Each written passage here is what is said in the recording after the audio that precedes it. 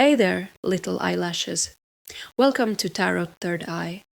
I sat down to pull some cards, and the word Taurus just kept landing in my head. So, if that's you, eyelashes, this one might be yours. Everyone else, stick around anyway, because something always lands where it needs to. I've got three cards here that wanted to come through, so let's see what they're trying to tell us. There's something really magnetic about this Queen of Wands that just pulled my attention immediately. She's sitting there with this sunflower in her hand, and I keep getting the word radiance. Like she knows something about herself that maybe you're still figuring out. I'm saying the number 17 really strongly here. If that hits for someone, pay attention to this message. There's also this image of a golden retriever. Loyal, warm, but with serious protective instincts when it matters.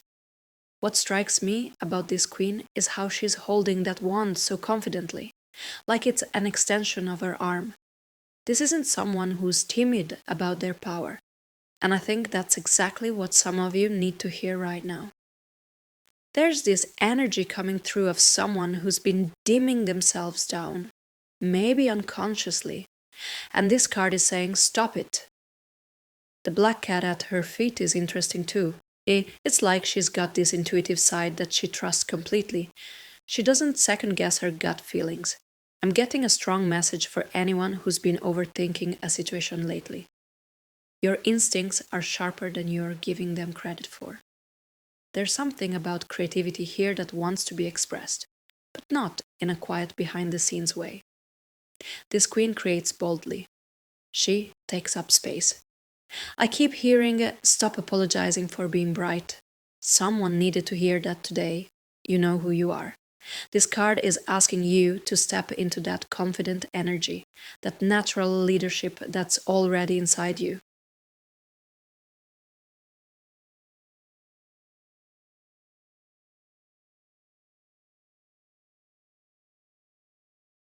Well, that's a plot twist. Six of Cups after all that fierce queen energy. It's like the cards are saying, hold on, let's rewind for a second.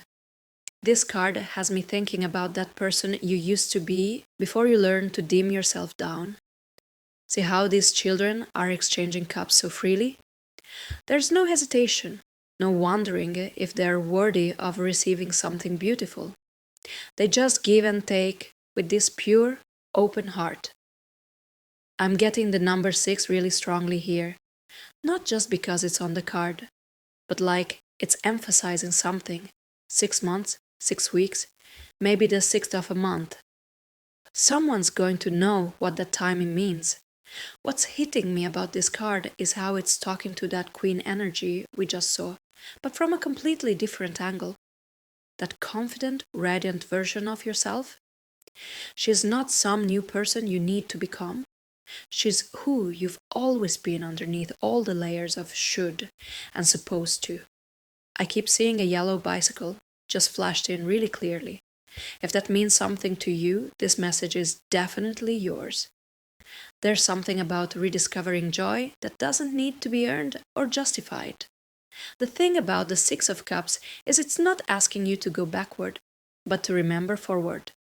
Like, remember that time when you created something just because it made you happy? Remember when you spoke up in that meeting because you actually believed your idea was good? That's the energy this card wants you to reconnect with. I'm saying this for someone who's been carrying a lot of responsibility lately, maybe taking care of everyone else's needs. This card is like a gentle tap on the shoulder saying, when's the last time you did something just because it felt good? That golden retriever loyalty from the first card. It's here too, but now it's about being loyal to your own joy, your own sense of wonder. Stop treating happiness like it's selfish. The queen knows this. The child in you remembers this. Time to let them have a conversation.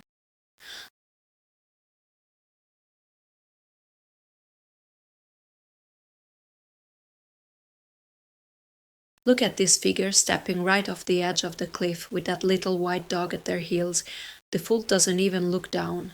And after everything we've just talked about, this card feels like the missing piece of the puzzle. That confident Queen of Wands energy, that innocent joy from the Six of Cups. The Fool is saying it's time to leap. But here's what's beautiful about this card right now. You're not leaping blind anymore. You've remembered who you are, you've reconnected with that natural radiance. And now the universe is basically saying, okay, what are you going to do with all that? I'm getting a really strong message about the color white here.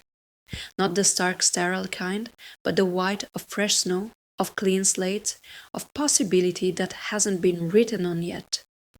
Someone out there has been waiting for permission to start over, and this card is your permission slip. That little white dog at the Fool's feet is fascinating to me, especially after we saw that golden retriever loyalty in the first card.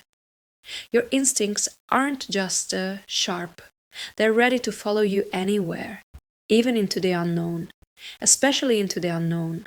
I keep seeing the number 0, but not like nothing, like infinite potential. Like that moment right before you speak up in a room full of people, right before you hit a send on that email, right before you book that ticket. The pause before everything changes. What strikes me about the Fool appearing here is how it connects that Queen's confidence with that child's fearlessness. You don't have to choose between being wise and being brave. You don't have to choose between being responsible and being free. The Fool carries everything they need in that little bag, but they're not weighed down by it. I'm hearing something really specific about Tuesday, like there's a Tuesday coming up that's going to matter more than you think. If that lands for someone, trust that impulse you've been having. This card is saying, stop waiting for the perfect moment, stop waiting until you feel completely ready. That golden retriever loyalty from the Queen of Wands, it's been waiting patiently for you to remember that joy is your birthright, not as something you earn. And now the Fool is saying the only thing left to do is take that first step. The cliff isn't as high as it looks from where you're standing, and you've already got everything you need. That radiance, that wisdom, that unshakable knowing that some risks are worth taking. The cards have been building to this moment, where you finally trust yourself enough to begin.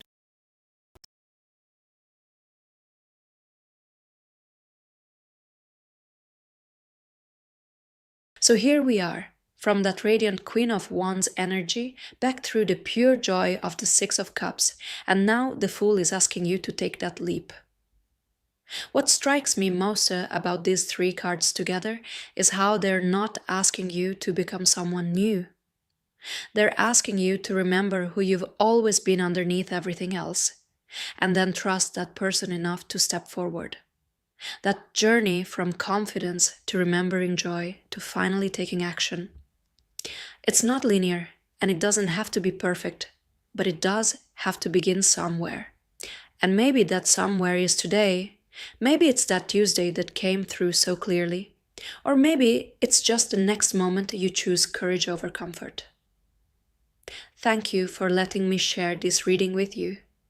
If the number 17 hit differently, or that golden retriever energy felt familiar, drop a comment and let me know how these cards landed. And Taurus, if the universe nudged you toward this reading today, I really hope these messages gave you something meaningful to sit with. Look after yourselves, little eyelashes. You're braver than you think you are.